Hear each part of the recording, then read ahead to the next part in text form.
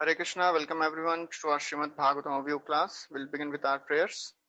Om Ajnanatimirandhasya Jnananjana Shalakaya Chakshurun Militam Yena Tasmai Shri Gurave Namaha Shri Chaitanya Manobhishtam Sthapitam Yena Bhutale Swayam Rupa Kadamhyam Dadati Swapadantikam Vandeham Shri Guru Shri Yuta Padakamalam Shri Gurun Vaishnavamsha Shri Rupam Sagrajatam Sahagana Raghunathanvitam Tam Sajivam Sadvaitam Savadhutam Parijana Sahitam Krishna Chaitanya Devam Shri Radha Krishna Padan Sahagana Lalita Shri Vishakhan Vitamsha He Krishna Karuna Sindhu Dinabandhu Jagatpate Gopesha Gopika Kanta Radha Kanta Namostute तप्त कांचन गौरांगी राधे वृंदावनेश्वरी वृषभानु सुते देवी प्रणमामि हरिप्रिये वाञ्छाकल्पतरुभ्यश्च कृपा सिन्धुभ्य एव च पतितानां पावनेभ्यो वैष्णवेभ्यो नमो नमः नमो विष्णुपादाय कृष्णपृष्ठाय भूतले श्रीमते भक्तिवेदान्त स्वामी निति नामिने नमस्ते सरस्वती देवे गौरवाणी प्रचारिणे निर्विशेषा शून्यवादी पाश्चात्य देशतारिणे जय श्री कृष्ण चैतन्य प्रभु नित्यानंद श्री अद्वैत गदाधर श्रीवासदि गौर भक्तवृंद हरे Krishna Krishna Krishna Hare Hare Hare Ram Ram Ram Hare Hare Hare Krishna, we are discussing from the 7th canto of Srimad Bhagavatam, and we are discussing the beautiful story of Prahlad Maharaj and the appearance of Narsimhadev. So last week we saw how Hiranyakashipu, he was so much upset because his brother was killed by Lord Varahadev, and after pacifying the relatives, the wives and the mother of Hiranyaksha, he started making plan for destroying this whole Brahminical culture, all the Vedic culture, and he told all the demons that you go and you destroy all the Vedic sacrifices, you destroy the trees, you destroy the culture, Vedic culture which is there. So his whole plan was he wanted to destroy Vedic culture, because when Vedic sacrifices and the culture is destroyed, then Vishnu will be destroyed. He'll be able to kill Lord Vishnu. And when Lord Vishnu is killed, then all the devatas, they will become weak and they will also be killed. That was the plan. And with that, he told all the demons here that you go and you start destroying, you start, engaging in all destructive activities. And he himself performed, and so he himself performed the austerities and he became immortal. And then when he saw that, just a minute.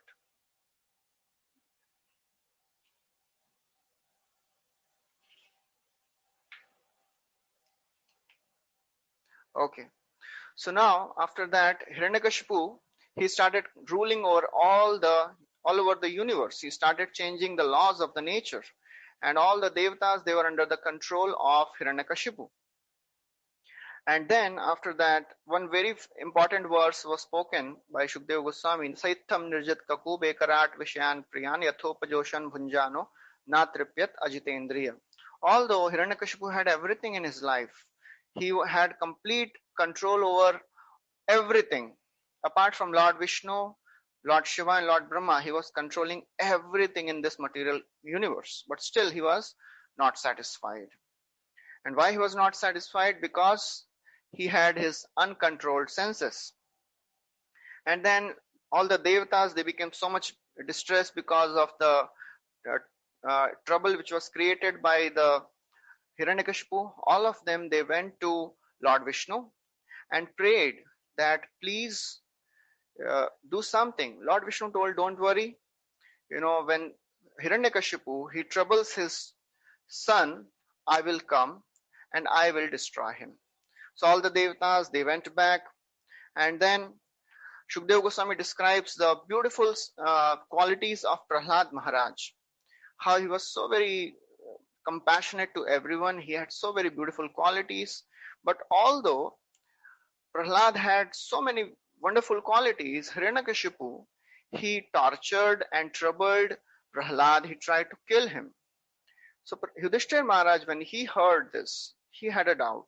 How can a father be, so very intolerant to his own son? How can father torture his own son? If the son is disobedient, then father may punish him. But the Prahlad Maharaj, he was such a wonderful son. Why did Hiranyakashipu punish his own son? So that was the end of the 4th chapter. So now, in the beginning of the 5th chapter, in response to this question of Yudhishthir Maharaj, Narad Muni starts the explanation. He describes that the demons, they had accepted the sons of Sukracharya, they had accepted Shukracharya as their priest for all the rituals. So the sons of Shukracharya, Shand and Amarka, they also were living near the palace of Hiranyakashipu. And Shand and Amarka, they were made in charge for giving education to Prahlad. So Prahlad was sent for education to Shand and Amarka. Along with all the other boys of the demons, they were also studying under them. Although Prahlad was already very, very expert in knowledge of moral values, knowledge of devotion unto the Supreme Lord, but still, because his father sent him, so he went. So somebody was saying, Prahlad Maharaj was sent to USA. USA means what? University of Shand and Amarka, And there he was about to be taught all the diplomacy and immoral values. So Prabhupada writes there that Shukracharya, he accepted Hiranyakashipu as the Yajman to teach him, to become his guru. But actually a Brahmana does not take shelter of a atheist. Why Shukracharya became the guru of Hiranyakashipu? Because he wanted all the monetary gains. That is not the actual Brahmana. So that's what Prabhupada writes. And Prahlad, when he was sent to this educational Gurukul of Shand and Amarka, he did not like the topics which were taught there, because he was completely detached from all the mundane, and the material moral values. He was completely focused in serving the Supreme Lord.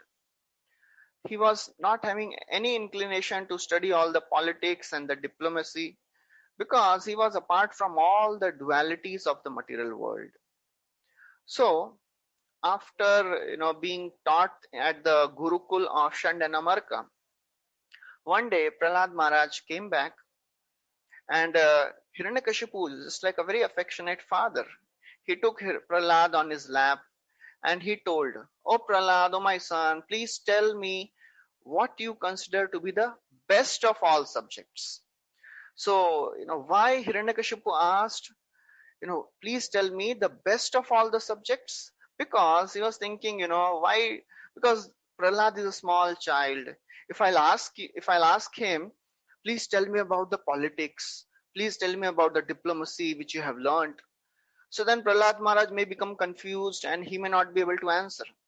So Hiranyakashipu, he asked a simple question. Please tell me whatever you feel is the best. So, now here starts a miscommunication. There is a communication gap between what Hiranyakashipu is asking and what Prahlad Maharaj is understanding. So Prahlad Maharaj, although he understood the intention of Hiranyakashipu, he considered the question, what thing do you think is the best in the world among all those learned? That is the question. What was the best thing? But Prahlad thought, the thing which you think is the best, I don't think that to be the best. Therefore, I will tell you what I think is the best. So Prahlad Maharaj so Hiranyakashipu is asking, please tell me whatever you have learned in the University of Shand and Amarka, the best thing. But Prahlad is thinking, what is the best thing I have learned? The best thing I have learned is from my Guru Narad Muni.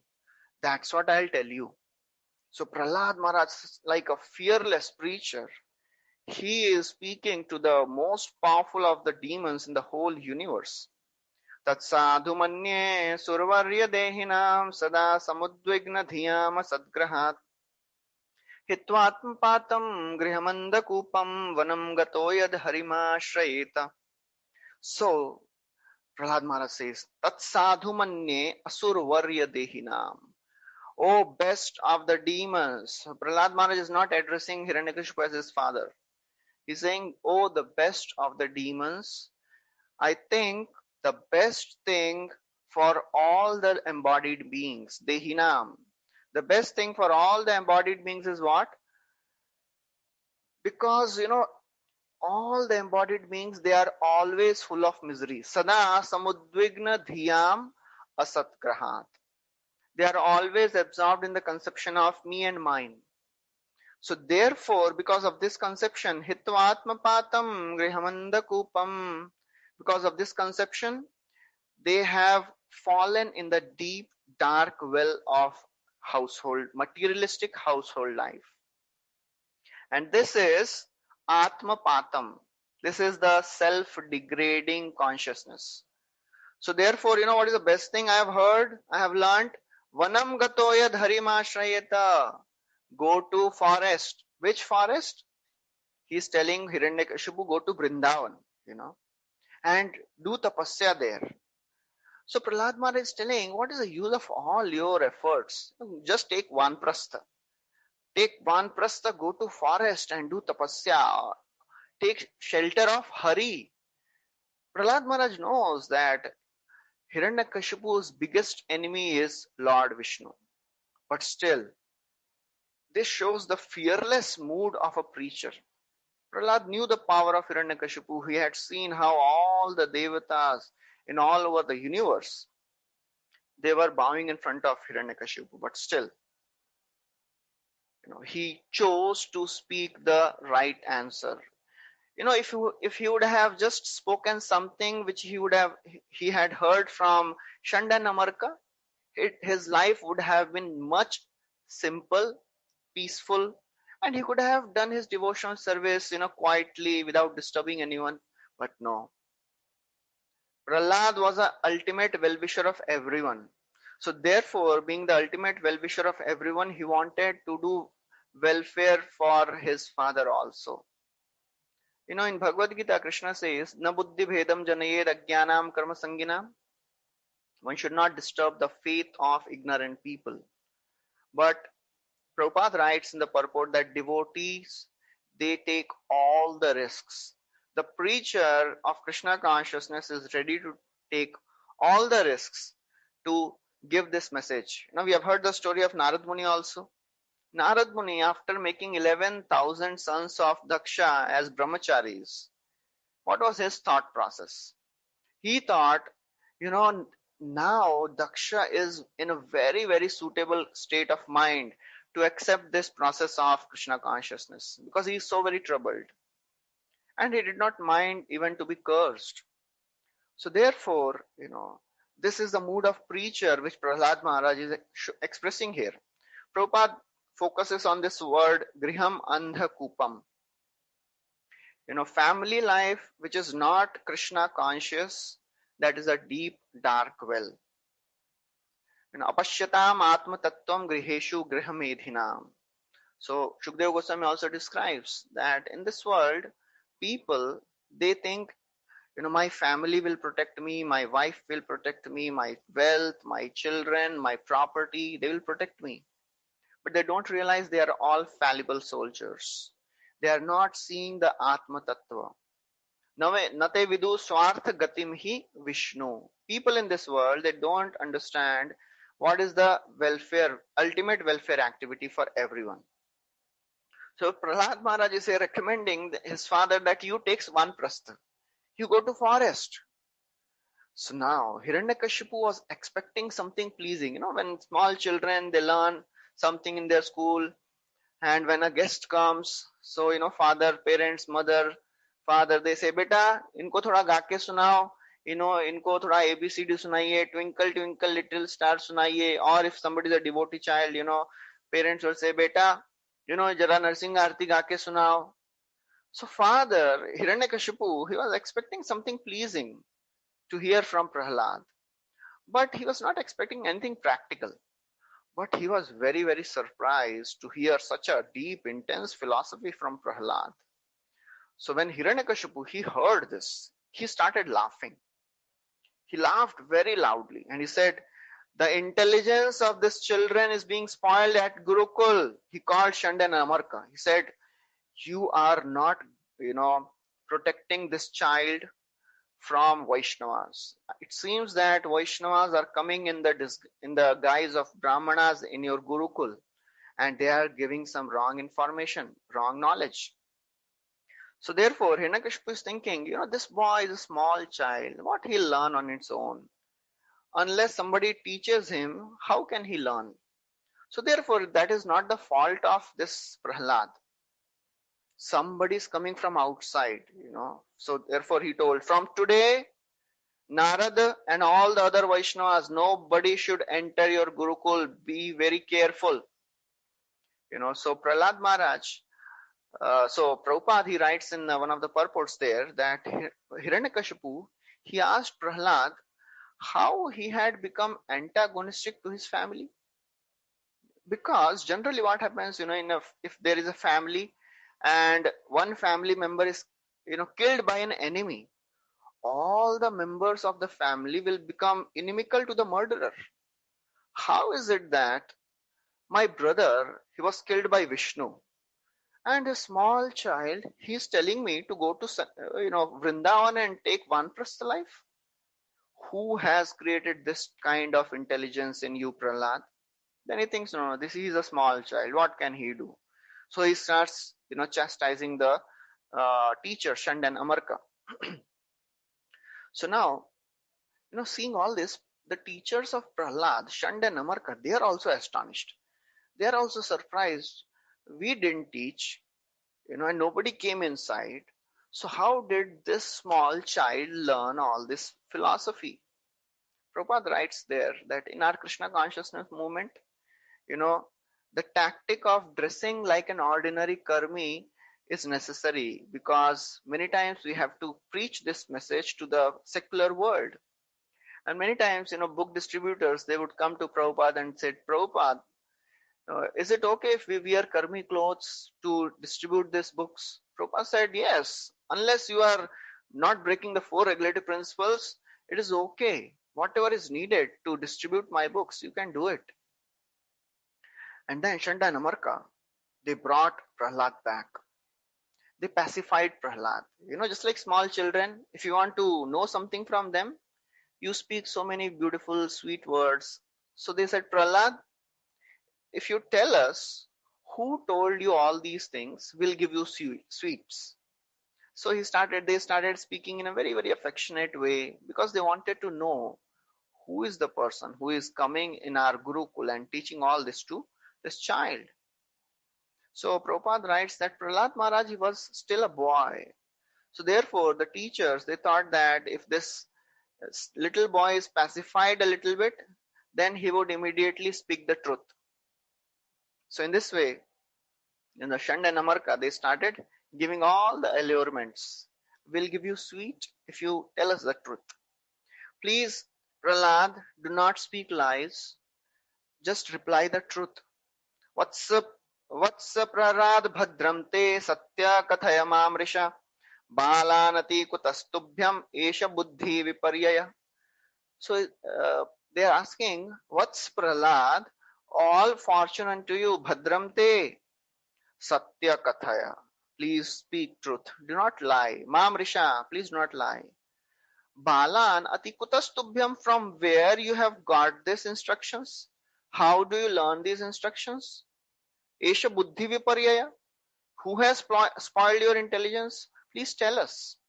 So now, when Prahlad, he hears this, Prahlad will now respond that his intelligence has not been polluted.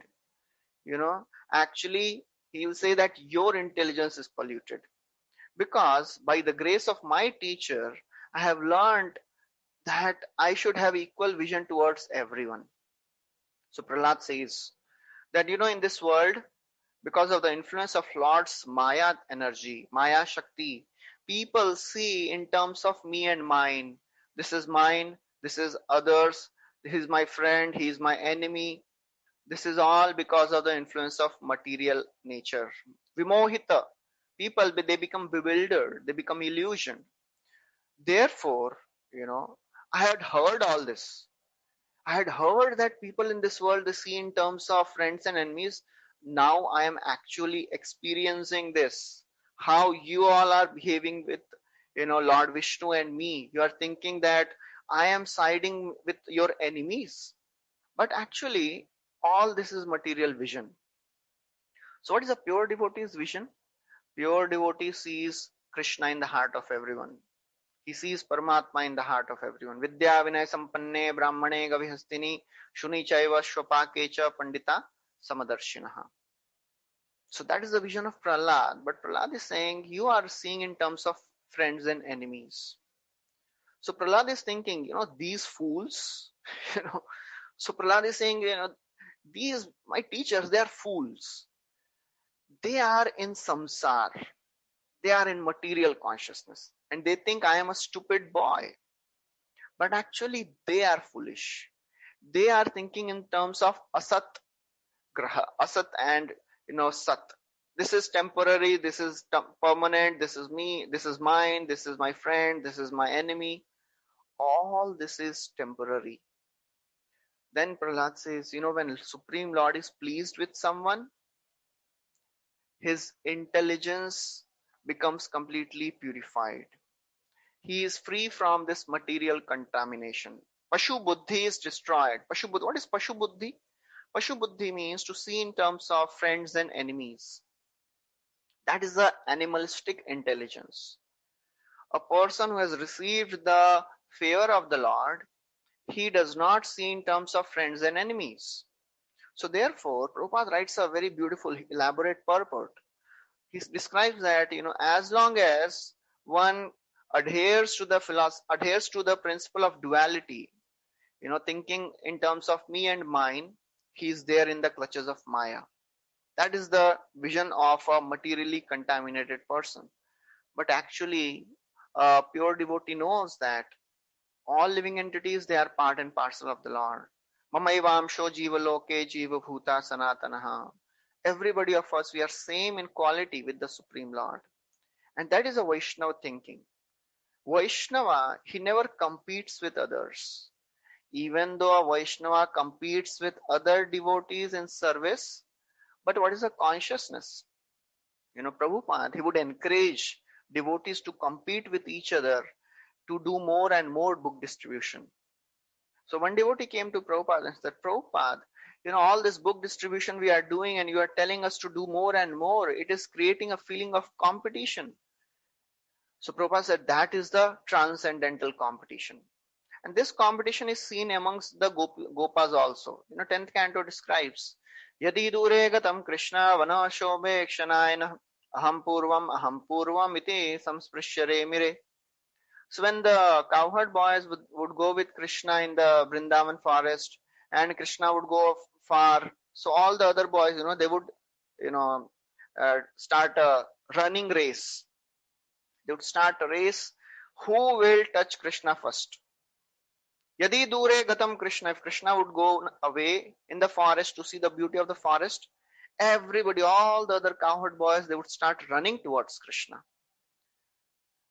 Aham purvam. And as they would be running, they would say, I will touch Krishna first. I will touch Krishna first. But what is their thought process? What is their consciousness? They are thinking, seeing me running faster, this friend of mine, he'll run faster, he'll touch Krishna, faster than me. So that is the transcendental competition. We should serve Krishna in such a way that seeing us, others may get more inspired and they may serve in a better way. The same words come in another pastime. Aham purvam. When the devatas and the demons, they are doing Samudra Manthan and this Dhanvantari comes with the pot of nectar. the demons, as soon as they see, they snatch away this nectar from the hands of Dhanvantari, and they are running. And all the devtas, all the demons, they started fighting amongst each other. Mitha kalira bhutesham tadarthe tarsha chetasham aham purvam natvam iti prabho. They also started fighting. But as they were fighting, what they were saying?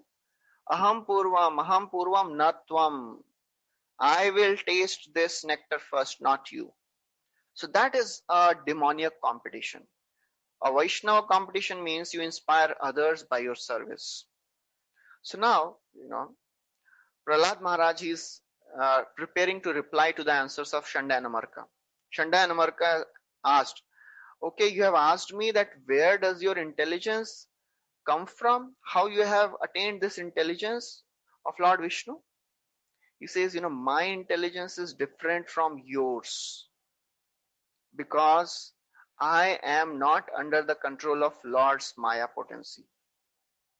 I am not seeing in terms of me and mine. I am not seeing in terms of enemies and friends. So therefore, I am not seeing, my intelligence is different from you. So Prahlad Maharaj frankly admitted here that, my dear teachers, you are wrongly thinking that Lord Vishnu is your enemy. Because he is favorable towards me, you are thinking that he is your enemy. But no, Lord is the friend of everyone. He is Suridam Sarvabhutanam. He is a friend of everyone. So therefore, Prahlad says, in my consciousness is attracted towards Lord Vishnu, just like an iron is attracted towards the magnet. It is natural.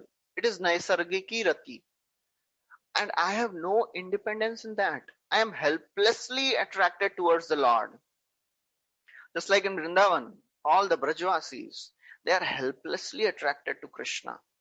And when Krishna went away to Mathura, and after a long time, when all the Brajvasis, they got a chance to meet with Krishna in Kurukshetra, the gopis, headed by Radharani, she's praying to Krishna that how come you have forgotten everybody? Vrindavan, Govardhan, Jamuna, Pulinvan, Sekh Sab Rasadik Leela, Brajajaner, Brajajan, Mata, Pita, Bandhugan, Bada Chitra Keman Pasarila. So Radharani is saying, how come you have forgotten Vrindavan? Okay, even if you have forgotten Vrindavan, how can you forget Govardhan? In Govardhan, we have performed so many wonderful pastimes. Even if you forgot Govardhan, how can you forget Jamuna? How can you forget all the 12 forests of Vrindavan? How can you forget all the Brajvasis? Okay, even if you forgot all the Brajvasis, how can you forget Yashoda Mai? How can you forget Nanda Maharaj? Naganiya panar dukha dekhi brajeshwari mukha brajajaner hridaye bidare kiba mar brajabasi kiba jiyao brajayasi kene jiyao dukha sahi bare. So Radharani is saying, either you come back and give us life, or you kill all of us. Why are you keeping us alive to just suffer? So Brajvasi's consciousness are, helplessly they are attracted towards Krishna. They cannot live without Krishna even for a moment. In material consciousness, everybody is attracted to Maya. When one time devotees was there with Prabhupada, all the devotees were there, and they were on the seashore on a morning walk. One devotee told Prabhupada, this ocean is looking so very beautiful from far. Prabhupada said, right. That's how material nature is. It looks so very attractive from afar away. But when you go inside, it will pull you inside. It will suck you. So that is the material nature. It is so very attractive for a materially contaminated soul. Because of our material contamination, we are not getting attracted to Krishna. And by the process of this devotional service, we can slowly become purified. Pravishta karna randrena swanam bhava saroruham dhunoti shamalam Krishna salilasya yatha sharat. Just like with autumnal rains, when they come, the mind, all the things become purified. All the water bodies become purified. Similarly, by chanting the names of Lord, mind becomes purified. So when Shanda and Amarka, they heard this, they started chastising Prahlad. They said, bring a stick. He deserves punishment. He has a very, very bad intelligence. He is Durmati. Actually, he is defaming our dynasty.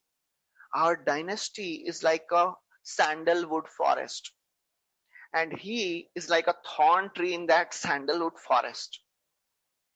And then they say, Lord Vishnu is like an axe, and this Prahlad is like the branch of a tree which is used to make the handle of an axe. And Lord Vishnu will cut down the entire forest of our sandalwood tree. Our dynasty will be destroyed. So therefore, they are about to punish Prahlad now.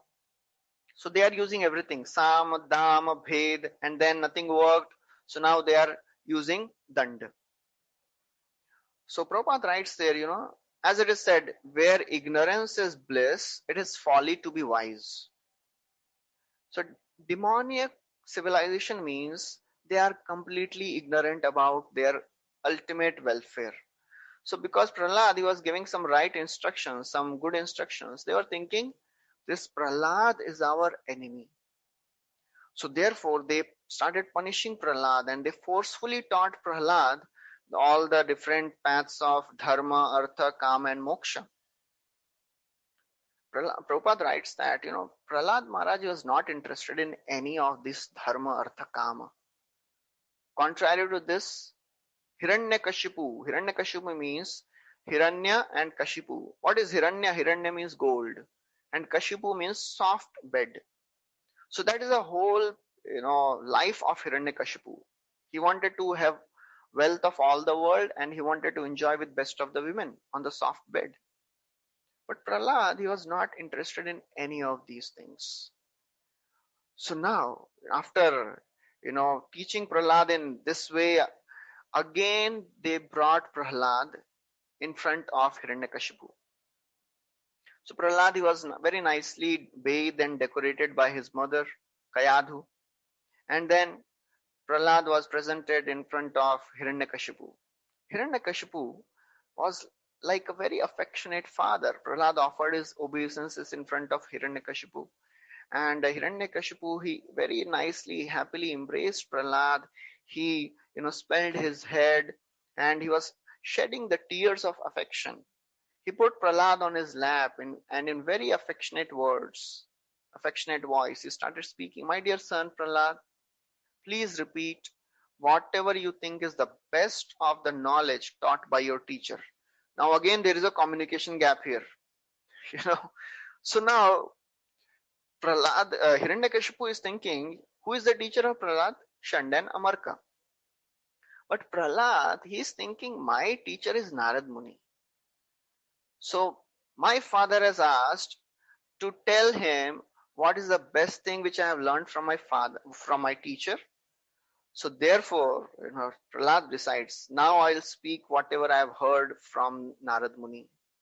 That is the original teacher of Prahlad. And Prahlad never considered Shanda and Amarka as his teacher, although they were put as their in the role of teacher. But Prahlad never, accepted any of their teachings. So now, just see the very strong instructions which Prahlad is going to give to Hiranyakashipu. So Prahlad is thinking, these two lowest of the Brahmanas, they are not my teachers. They are not my gurus. I have learned bhakti only from Narad Muni alone. So I'll speak about bhakti. So now, he's speaking most famous of the verses. Shravanam Kirtanam Vishnu Smaranam Padasevanam Archanam Vandanam Dasyam Sakhyam Atmanivedanam Idhi Pumsarpita Vishnu Bhaktische Navalakshanam Kriyeta Bhagavatadhya Tanmanne Adhitamuttamam. So he's saying, oh my father, you are asking me what is the best thing I have learned? These 9 processes of bhakti, they are the best thing. Shravanam, hearing the glories of the Lord. Kirtanam, chanting the names of the Lord. Vishnu Smaranam, always remembering the names of Lord Vishnu. Padasevanam, serving the lotus feet of the Lord. Archanam, offering worship to the deities of the Lord. And Vandanam, offering prayers to the Lord. Dasyam, serving the Lord in the mood of a servant. Sakhyam, serving in the mood of a friend. Atmanivedanam, completely surrendering unto the Supreme Lord.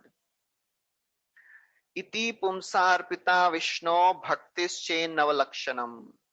These ninefold process of devotional service, they should be offered by every living entity unto the Supreme Lord Vishnu. Creator, Bhagavati, Adha.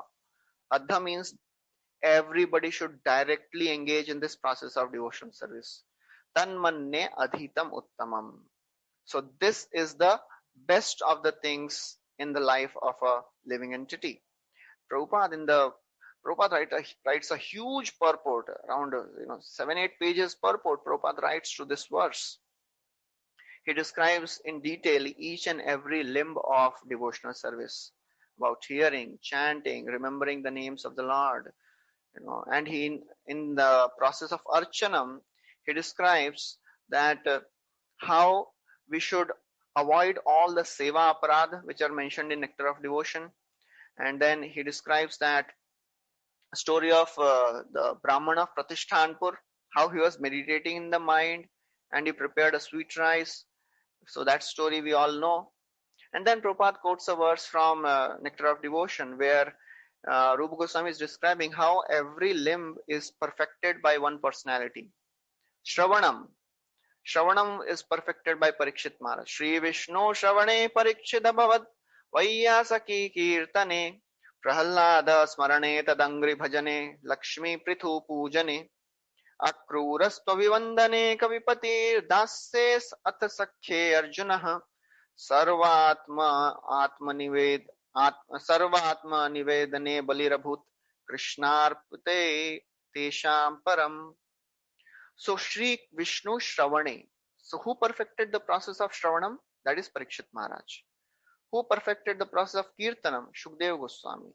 Who perfected the process of Vishnu Smaranam? That is Prahlad Maharaj. Then Pada Sevanam is perfected by Lakshmi Devi. Archanam is perfected by Prithu Maharaj. Vandanam, offering wonderful, beautiful, heartfelt prayers, perfected by Akrura. Dasyam, humbly serving in the mood of a servitor, perfected by Hanumanji. Sakhyam is perfected by Arjuna, and Bali Maharaj perfected this process of Atmanivedanam. So, very nice, wonderful purport Prabhupada writes.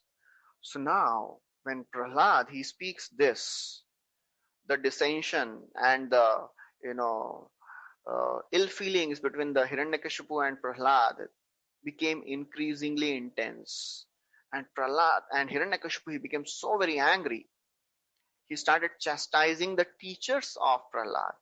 Brahma bandho ki me tatte vipaksham shrayata sasa asaram grahito balo mamana dritya durmate. Brahma bandhu ki me tatte. He's saying, oh you fools, you are Brahma bandhu, most heinous sons of a Brahmana. You are fallen Brahmana. Vipaksham shrayata astata. And you have taken shelter of my enemy.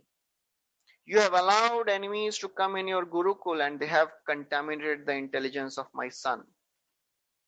Asaram grahito balo. You have taught this poor boy that which is asaram, that which is nonsense. You have taught about devotional service. You have spoiled the intelligence of my son.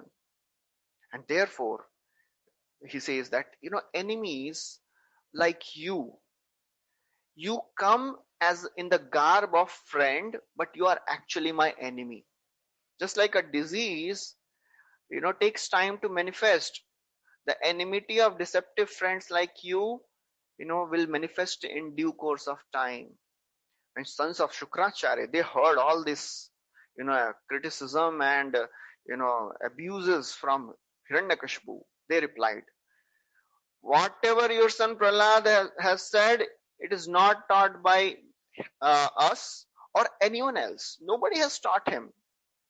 His devotion is spontaneous. He has naturally developed this devotional attitude. Nobody has taught him. Please do not accuse us unnecessarily. Now, when Hiranyakashipu he heard this, he asked Prahlad, You're the most fallen of our family. If your gurus have not taught this knowledge to you, from where have you gotten this mentality? This mentality is abhadra asati mati. Your mati has become abhadra. Your mati has become contaminated, inauspicious. Now, Prahlad Maharaj is no less. Prahlad Maharaj starts speaking strong words.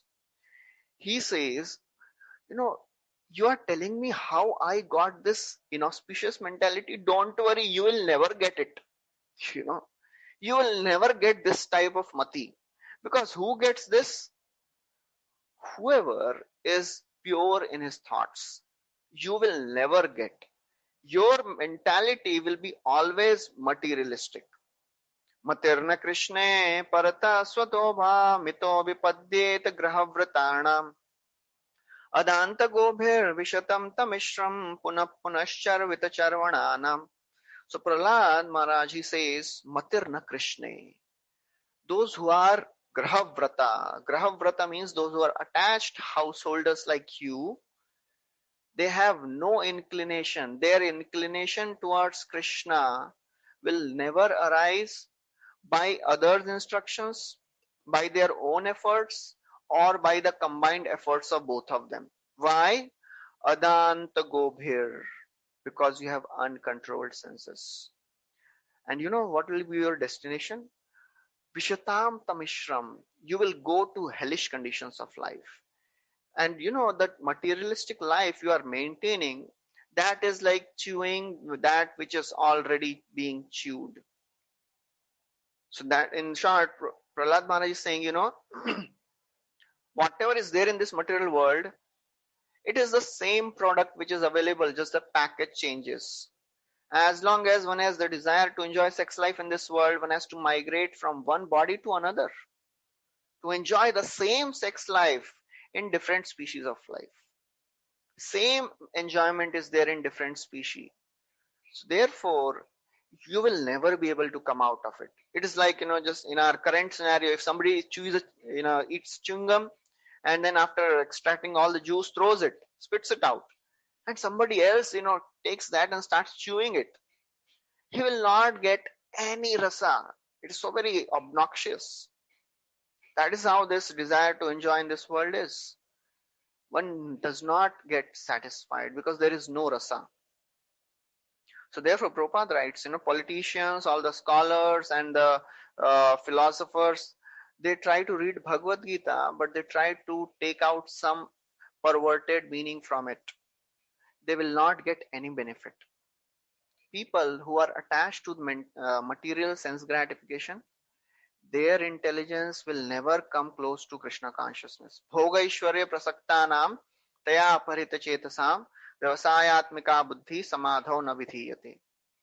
So those who have their intelligence attached to Bhoga and Aishwarya, they will never come close to Krishna consciousness. So that is our whole process of Krishna consciousness, to make our mind detached from the allurements and attractions of the world. That is the whole process of Krishna consciousness. So Prabhupada focuses on this word Grahavratanam and Charvita Charvananam. So those who are materialistic people, they try to enjoy sense gratification. Same sense gratification which is available in different bodily forms. So Hiranyakashipu is asking, who has taught you all this? Prahlad Maharaj is sarcastically replying, my dear father, persons like you will never understand Krishna. You don't worry. This mentality will never come to you. Because this mentality comes only when one serves a devotee of the Lord. So now, hearing this, Hiranyakashipu may ask, you fool, you are criticizing me. I'm your father. My feet is worshipped by Indra also. Listen, you foolish boy. Do you think your teachers, they don't know the import of the scriptures? You know better than them? What do you think? Do you think what they have taught you is not correct? So now, understanding this, mentality of Hiranyakashipu, Prahlad Maharaj says, Nate viduswardh gatim hi Vishnu durashaya ye bhirartha maninah Andhayatandirupaniyamanam tepish tantra murudam nibaddha nate vidu swarth gatimi Vishnu. Those who are those who don't understand Vishnu, they do not know their real interest. You are thinking that my teachers, this Chanda and Amarka, they know the real interest of life.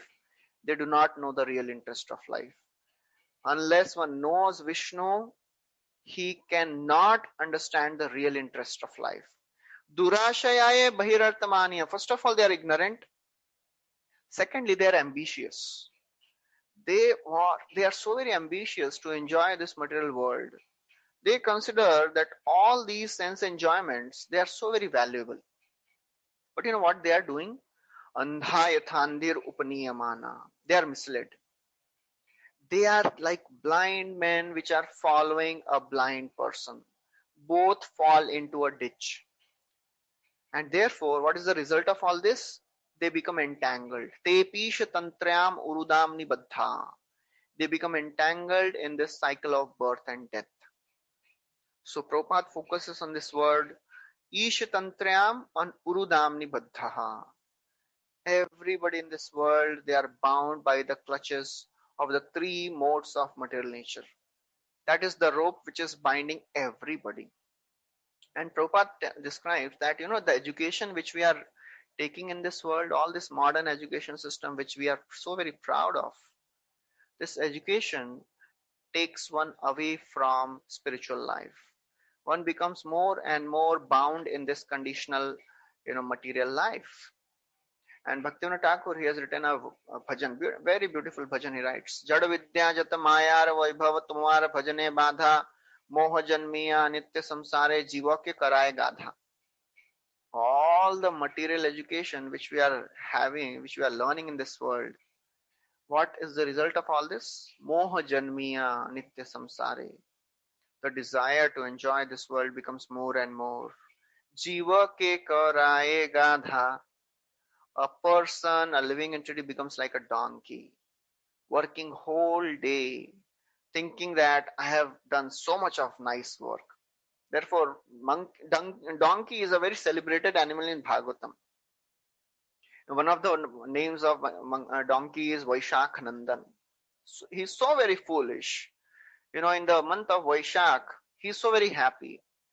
Month of Vaishakh means after summer season, there is no much grass anywhere.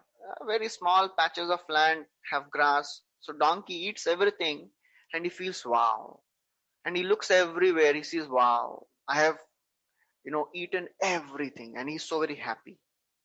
In the month of rainy season, when there is grass everywhere, he keeps eating whole day, but still at the end of the day, he looks everywhere and he thinks that, oh, I think I have not eaten anything. He's so very sad. Living entity in this world, when we just take shelter of material education, we become like, jiva ke karaye gadha. We think all this material education will give me happiness, but that's not the way. We become more and more miserable, more and more entangled in this material life. So therefore, Prahlad Maharaj is replying that, they do not know that Vishnu is the real goal of life. They only know goals like Swarga. So therefore, they will never understand. They don't know the essence. And if they do not know what is valuable, how can their disciple know? So if my teacher, Shand and Amarka, they don't know what is the real goal of life, so then how can the student know? So therefore, I am not so much concerned with their education. And then Prahlad Maharaj describes the power of serving a Vaishnava. Naishammatista vadurukramangrim mahiyasam prishatyanarthapagamo yadartha mahiyasam padarajobhishekam nishkinchananam nanvrinita yavat. So then Prahlad Maharaj says, these people who are materially minded, they do not know that Vishnu is their goal. They will never be attached to the lotus feet of the Lord. They will never serve the lotus feet of Urukrama, because their heart is full of contaminated things. Their heart is full of all the unwanted things. One can become free from all these unwanted things only if one smears the body with the dust of the lotus feet of the devotees. That is the only way. And what it means to smear the dust of the devotees' feet on the body, that means we should be ready to serve them. Anybody can, artificially, physically take the dust of a devotee's feet. But what it means to take the dust of a devotee means I am ready to serve you. I am ready to follow your instructions. And serving means serving the instructions. So Prabhupada writes, becoming Krishna conscious brings about anartha apagama. Anartha apagama means all the anarthas in the heart get destroyed. Pibanti ye bhagavata atmana katham kathamritam shravana puteshu samhritam punanti te vishaya vidushitashayam brajanti tacharana saroruhantikam. Pibanti, whoever drinks this nectar of Harikatha through the ears, Shravana Puteshu Sambhritam, through the ear holes, whoever drinks this Krishna Katha, what is the result? Punanti te Vishaya Vidushitashayam, they become purified of the polluted aim of life. Brajanti Tacharana Saroruhantikam, and they get a chance to attain the supreme destination of Goloka Vrindavan.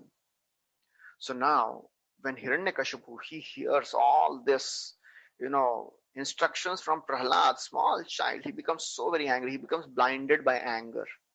He throws Prahlad off his lap, onto the ground, and he starts, shouting at Prahlad. His eyes were red like copper. Prahlad, although he was dealt with such a harsh way, he maintained the equipoised attitude. He had no anger for his father. Although his father was so very angry, Prahlad was tolerant. He was humble. Hiranyakashipu, he ordered his servants, "O demons, this boy deserves to be killed. Kill him as soon as possible because he is killer of my brother." Prahlad had nothing to do with his brother. But still he's saying, he is killer of my brother because he is engaging in bhakti of Lord Vishnu. Therefore Vishnu has become powerful. He has killed my brother.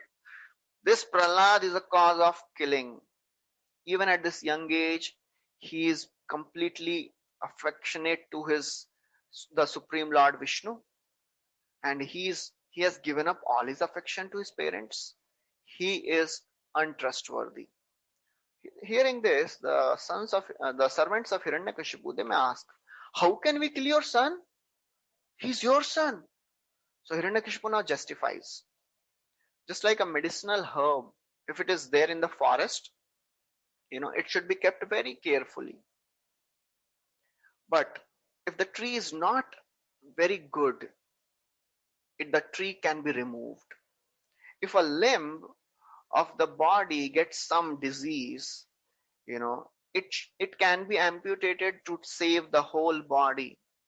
Similarly, a son, if he is unworthy, if he is having no good qualities, then he can be rejected. A yogi who has uncontrolled senses, they are like the enemies for a yogi. Similarly, this Prahlad, he's my enemy. Why? Because I cannot control him. So therefore, he must be killed by all the means. So Prabhupada says that, this is the very vivid example of how a devotee remains unaffected in all the disturbing and testing circumstances. Prahlad, he was dealt with in such a harsh way, to such an extent that his own father is ordering to kill him. But still, Prahlad is completely equipoised. Now, Prahlad, as he's standing, all the demons, they start carrying all their tridents and swords and weapons. They started charging towards Prahlad, shouting, "Chop him, kill him." And they began striking the tender parts of Prahlad. But Prahlad, he was completely absorbed in meditation of Lord Vishnu. He did not even, understand. He did not even realize what is happening. All the demons of these, all the weapons of these demons, they had no effect on Prahlad. Prabhupada writes there that, in the earlier chapter, it was described, Prahlad, he was Govinda Parirambhita. Govinda Parirambhita means he was protected by Govinda. Just like a small child does not even realize how his needs are being taken care of.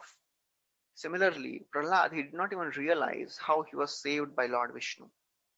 Hiranyakashipu, when he saw this, he became very fearful. And he started contriving for other means how to kill Prahlad.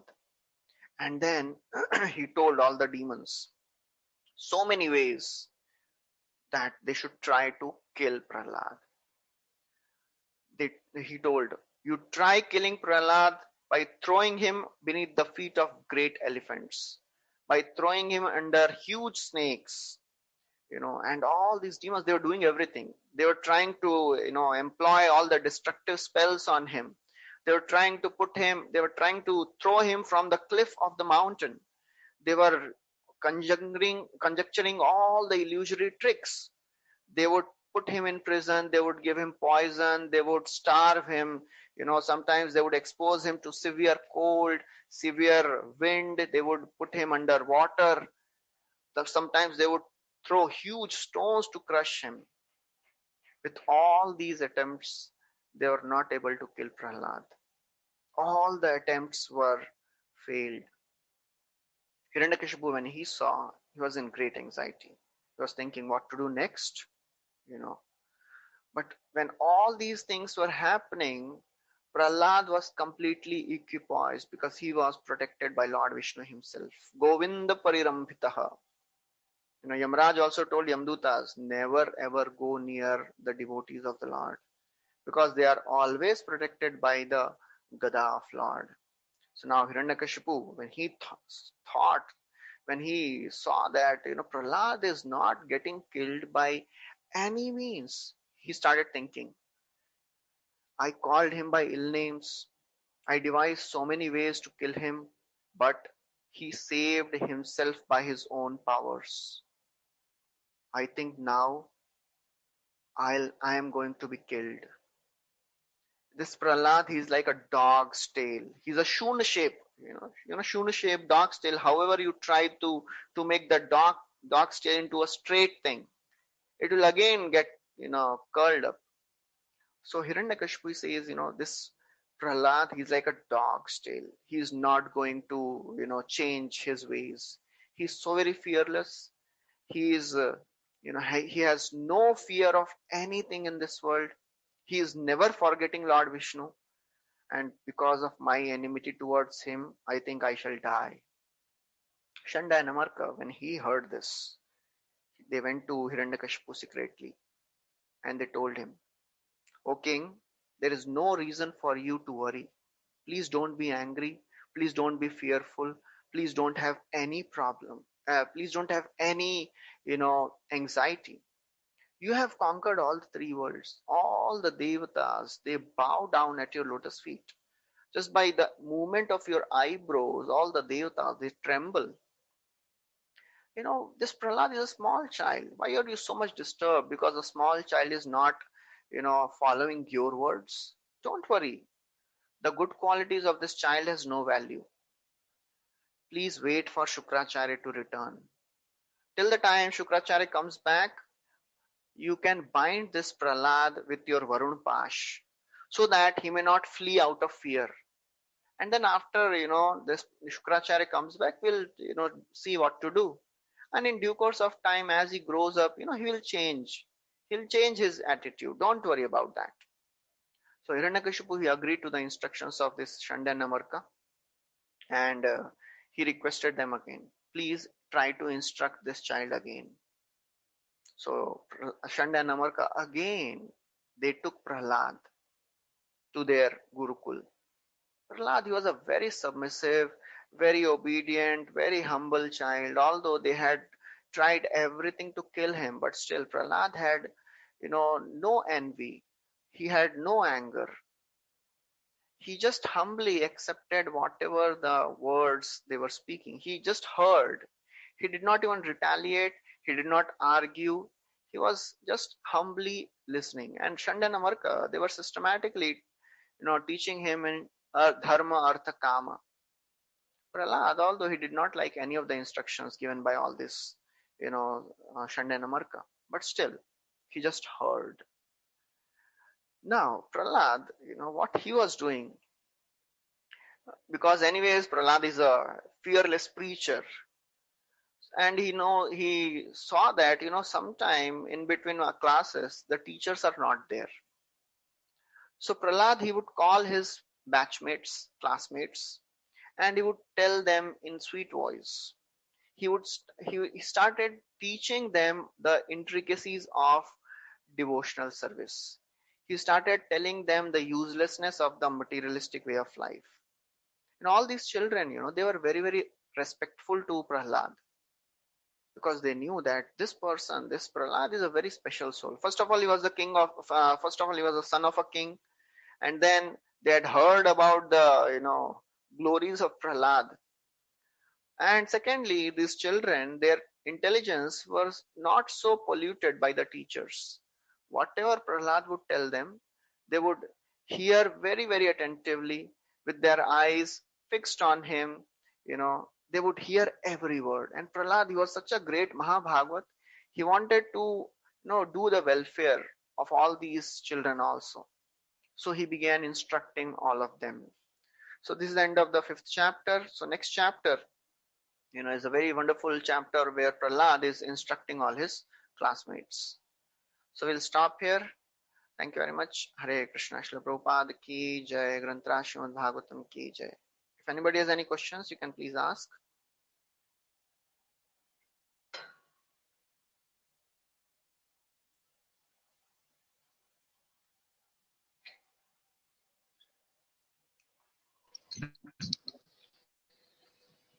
Hare Krishna, Prabhuji.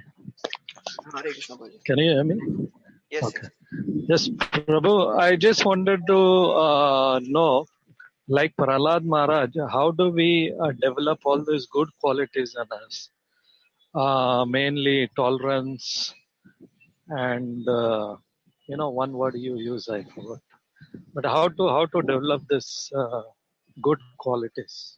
So in Bhagavad Gita, there are a list of qualities which come in the 14th chapter, 16th chapter, and then 13th chapter. So all these qualities, they naturally manifest in the pure devotees, the self-realized souls. They naturally manifest all these qualities. Amanitvam, adambhitvam, ahimsa, shantirajam, acharyopasanam, shaucham, stairyam, atmanigrah, and all that verse. There are 20 qualities, 20 points of knowledge are described.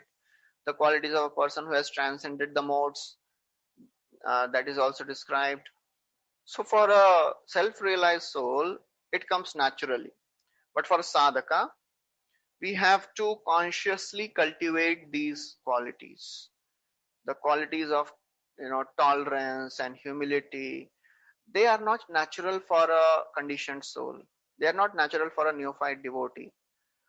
So what we have to do, we have to be very, very conscious to cultivate these qualities. And when Krishna sees our genuine, sincere endeavor, then Krishna will award these qualities. The verse, Yasyasti Bhaktir Bhagavati Akinchana Sarvair Gunes Tatra Samasati Sura, all the good qualities of the devatas, they also manifest in the character of a devotee. They manifest in due course of time. Till that time, we have to consciously endeavor. And that endeavor should not be out of the purview of devotional service. For example, if somebody is, a very angry person, he becomes angry very quickly. So he will think, okay, I should do an anger management course, but I have a limited time. And anyways, I have to chant 16 rounds and do so many of the other things. Then my reading is also there. So now when will I get time to do my anger management course? So what can I do? I can reduce some of my reading, Bhagavad Gita, Bhagavatam, or I can reduce some of my rounds, and then I can do this anger management course. That is not recommended for a devotee. within the purview of devotional service, whatever we can, we should try to cultivate these qualities. And seeing our endeavor, the Damodar Leela, the Kartik month is coming now. We have heard this story past time, many times. Our endeavor and Krishna's mercy goes hand in hand. So therefore, this will come out. This will come for sure, but automatically it will appear, manifest. But till that time, we have to endeavor, forceful endeavor. I think I was discussing last time also. Shrunvata Shraddhaya Nityam Grinatascha Swacheshtitam. Swacheshtitam is a very, very important word. Forceful endeavor. We have to put our whole effort to cultivate these qualities, to make our sadhana perfect, make our chanting attentive, make our reading very, very serious. So in due course of time, when Krishna sees, okay, this person, although he does not have any taste, but still he is so very struggling so very hard, then Krishna will, bestow these qualities. He'll give mercy, and then these qualities will come naturally. So till that time, we have to endeavor. We have to keep struggling. Okay. Thank you. So there's a question which has come. Who was Gajendra in his past life? Okay. So Gajendra's story will come in the 8th canto. We'll hear that past time. He was not Chitraketu Maharaj. We heard Chitraketu Maharaj. He became Vritrasur. So we'll hear who was Gajendra. Till that time, you have to wait. Just be in separation for some more days. Any other questions anybody has?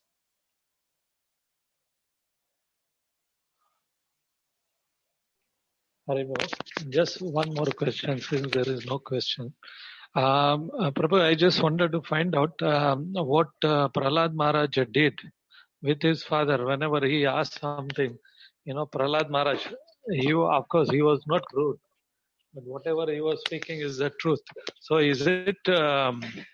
uh, is it good, or is it proper to talk to our or behave in certain manner with our elders? See, Prahlad Maharaj never disrespected his father. He never, spoke harshly or angrily. He was just speaking the instructions in a very quiet, humble way. He was not giving any abusive words to, Hiranyakashipu. Although he was speaking very strong philosophy, but he was speaking in a gentle way. That is a way to speak, that is one thing. And secondly, we should know what is our, adhikar, at what level we are in. Prahlad Maharaj was a pure devotee, so he could, speak in such a strong way. But if we are not so strong, and if we speak in front of the superiors or some elder people in strong way, they may speak even strongly, and our Krishna consciousness may start shaking. So it depends on everyone's, individual adhikar. What is our level of understanding about Krishna consciousness? That decides how we can deal with our elders and people who are not Krishna conscious. So most important is, we have to try to save our faith. And if just like Prabhupada would give an example, in the kabaddi, the kabaddi match, if a very strong, powerful person, he goes to the other side and he'll say kabaddi, kabaddi, kabaddi, and then he'll catch everybody and bring them on the, on his side. But if a small, lean and thin person, he goes, what is his job? His job is just touch the line and come back if you cannot do anything. So everybody has a different power and capacity to understand and face the problems of life, face the opponents. So we have to act accordingly. If we are like that wrestler who can bring everybody, who can defeat all the arguments, then we can go ahead. Otherwise, unless one is a Uttam Adhikari or at least a Madhyam Adhikari, it is so very difficult. That is what we have discussed in Nectar of Devotion also. It is there. So Madhyam Adhikari, he knows the philosophy very nicely. He can put arguments, but he's not completely expert. Uttam Adhikari is a complete completely expert, and he is a very, very powerful person. He can defeat any arguments. So we have to understand where we are and we have to work accordingly. Okay. Thank you, Prabhu. So we'll stop here. Thank you very much. Hare Krishna Srila Prabhupada ki jai.